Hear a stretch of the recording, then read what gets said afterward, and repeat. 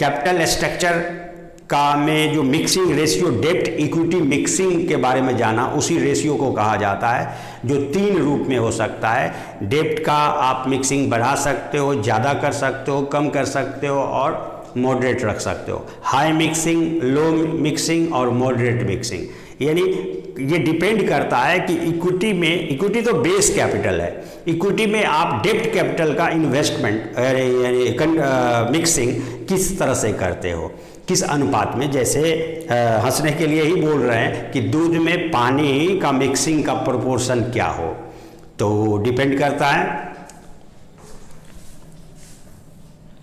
तो सपोज कीजिए, सपोज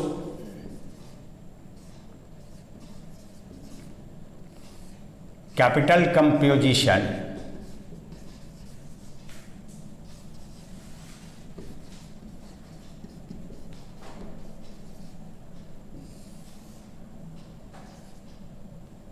किसी कंपनी का, अलग अलग कंपनियों का, एक किसी कंपनी के लिए सपोज कीजिए प्लान ए है, कैपिटल स्ट्रक्चर का प्लान ए है, प्लान बी है और प्लान सी है। अलग अलग प्लान आप कर सकते हो। मैंने कहा 60-40 का रेशियो, 70-30 का रेशियो, 80-20 का रेशियो कि 100% इक्विटी कैपिटल, ये डिपेंड करता है अलग अलग प्लान पे। तो हम इक्विटी कैपिटल की बात करें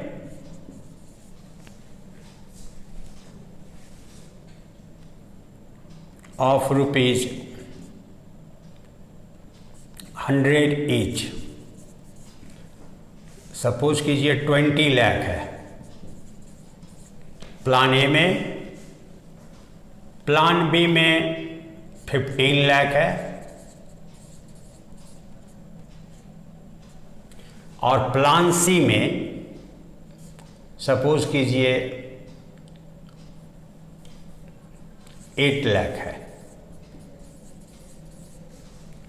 this is the capital having variable return, यानी वह पूंजी जिस पे फिक्स रेट ऑफ रिटर्न नहीं मिलता। दूसरा है डेब्ट्स कैपिटल,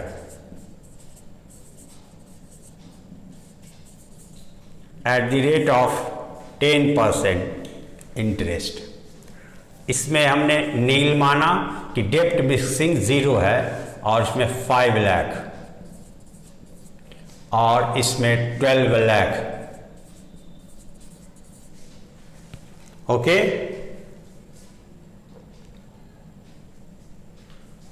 टोटल कैपिटल हो गया आपका,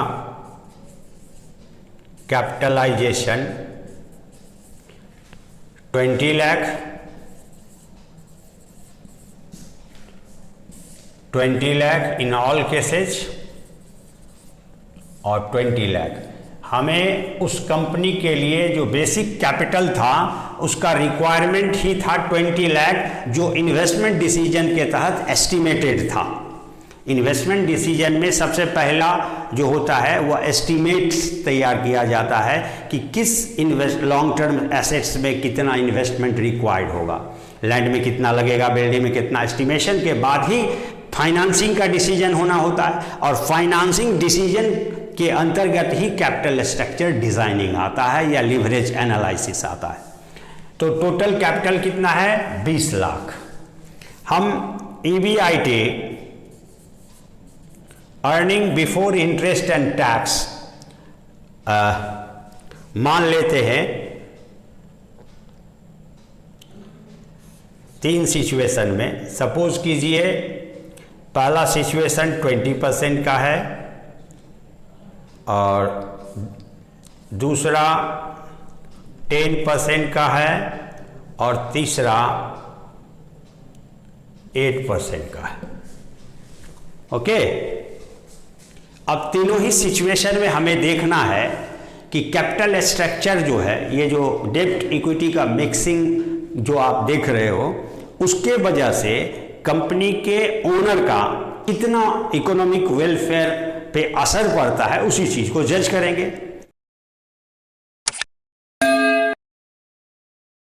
देखें केस 1, when EBIT इज 20%। तो EBIT सभी का इक्वल होगा, क्योंकि 20% ऑन टोटल कैपिटल एम्प्लॉयड। आपने कैपिटल कितना लगाया है सभी में? 20% लगाया है। तो 20 लाख का कितना हो जाएगा? 20% 4 लाख। 4 लाख 4 लाख। ओके, अब इसमें से आप लेस करो इंटरेस्ट पेबल। इंटरेस्ट पेबल जो है वो फर्स्ट में नील होगा, क्योंकि कोई डेब्ट component first capital plan structure plan में नहीं था, तो इंटरेस्ट पेबल नील। और बी में प्लान में था 5 लाख, तो 5 लाख का 10% इंटरेस्ट है तो 50,000। और इसमें 12 लाख था तो 1,20,000।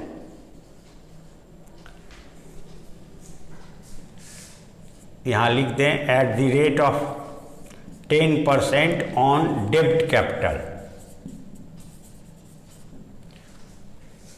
तो अब माइनस करने के बाद we will get in first plan 4 lakh only, 3,50,000 and 2,80,000।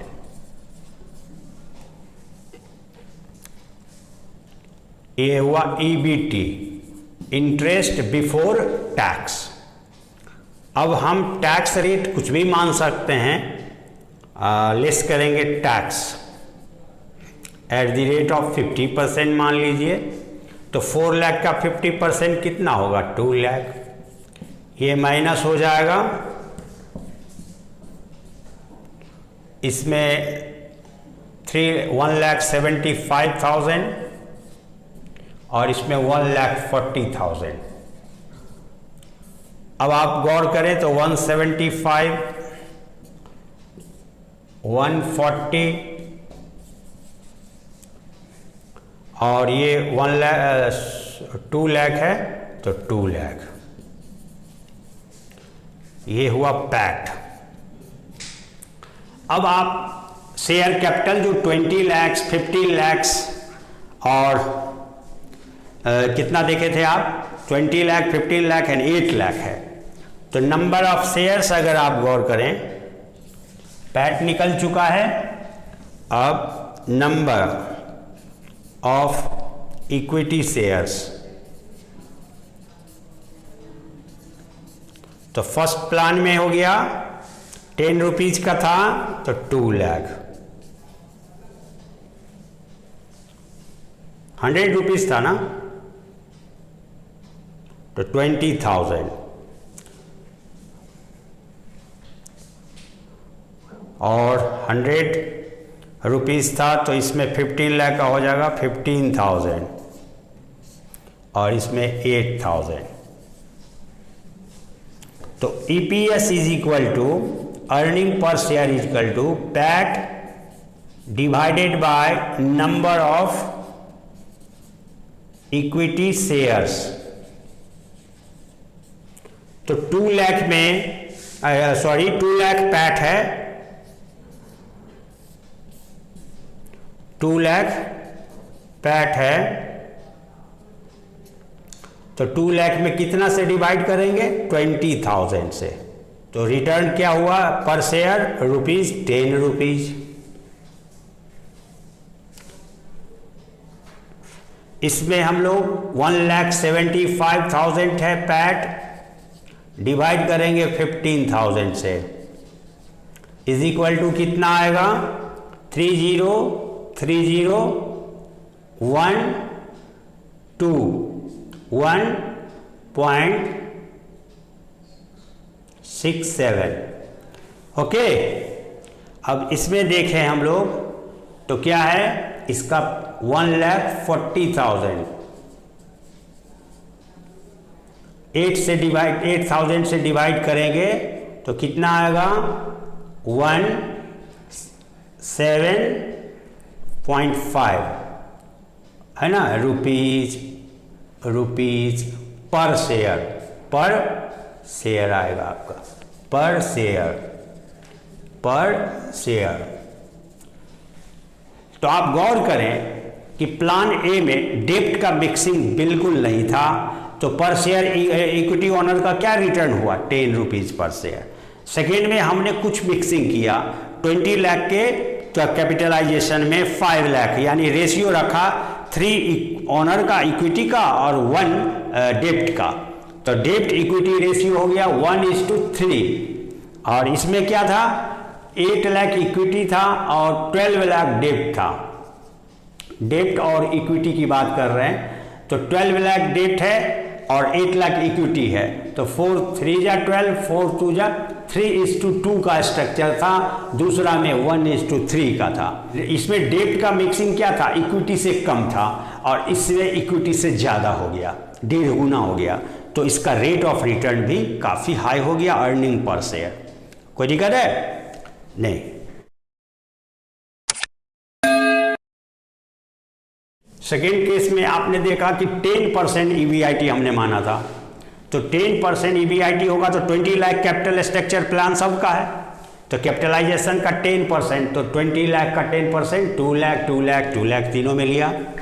उसके बाद इंटरेस्ट ऑन डेप्ट कैपिटल, तो फर्स्ट में डेप्ट कंपोजिशन नील था और सेकेंड में 5 लाख था, उसका 10% 50,000, एंड थर्ड में 12 लाख था तो उसका 10% 1,20,000, सबको माइनस कर दिए, EBIT आ गया हमारे पास।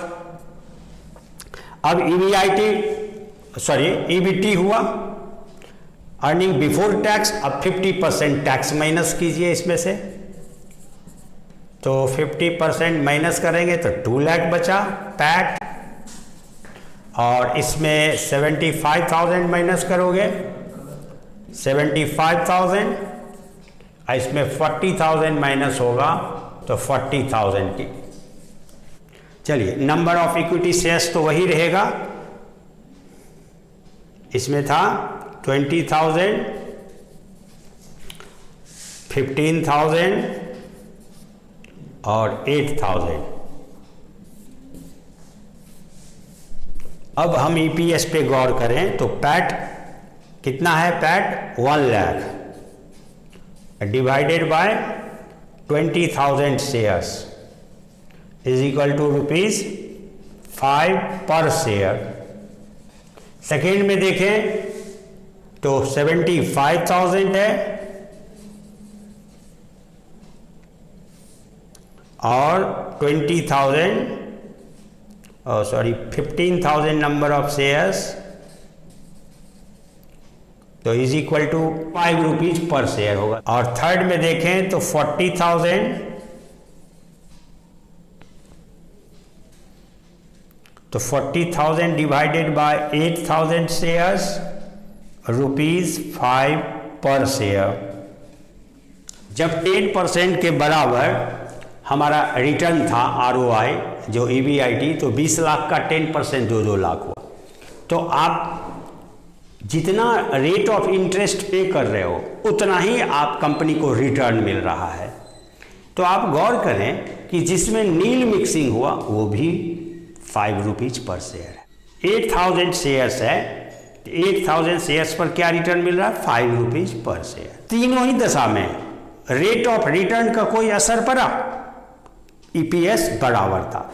यानी ये पॉइंट हमें ये सिखा रहा है कि जब डेप्ट कैपिटल जो रेज किया जा रहा है उसका rate of interest payable on डेप्ट कैपिटल और EBIT का जो रेट ऑफ रिटर्न है दोनों इक्वल है, तो आपके कैपिटल स्ट्रक्चर चाहे किसी भी रेशियो में रखिए उसका रेट ऑफ रिटर्न पे कोई असर पड़ने वाला नहीं होता है।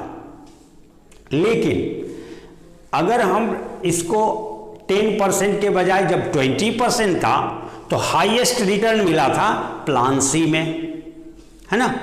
तो ये दर्शाता है कि कैपिटल स्ट्रक्चर के दरमियान जब डेप्ट इक्विटी का मिक्सिंग रेशियो देंगे उसमें हमको ख्याल रखना पड़ेगा कि कंपनी का एक्सपेक्टेड EBIT रेट क्या कहता है, यानी ROI क्या कहता है, रिटर्न ऑन इन्वेस्टमेंट क्या कहता है। अगर rate of return on investment is greater than the डेप्ट interest payable, then it must be included in capital structure plan. अगर आप गौर करें कि कोई फायदा होने ही वाला नहीं है तो लोन का रिस्क क्यों ले? लोन लेने से फाइनेंशियल रिस्क बढ़ता है। किसी साल अगर आपका सेल डाउन हो जाता है, आपके प्रोडक्ट का डिमांड अचानक कम हो जाता है, तो भी आपको इंटरेस्ट पे करना पड़ेगा। इक्विटी कैपिटल पे आप अगर रिलाई करते तो इक्विटी को तो जिस वर्ष प्रॉफिट होगा उसी वर्ष डिविडेंड देंगे। तो क्या फायदा हुआ कि ये जो लीगल ऑब्लिगेशन के वजह से हमको लोन रखने में, कैपिटल स्ट्रक्चर में, कि लोन के कंट्रीब्यूशन के कारण खामियाजा भुगतना पड़ेगा, लॉस सिचुएशन में भी इंटरेस्ट पेबल होगा। तो वो इंटरेस्ट हम कहाँ से देंगे? आउट ऑफ कैपिटल देना होगा। इसमें कैपिटल ब्रेकअप होता है और कंपनी इंसॉल्वेंसी के सिचुएशन में जा सकती है। तो हमेशा ये ध्यान में रखना है कि कब एडवांटेज हम ले सकते हैं। ROI जब ऊंचा होगा तभी। इसी को हम लोग 8% रेट ऑफ रिटर्न पर भी देख सकते हैं, जो नेक्स्ट पार्ट में बता देंगे।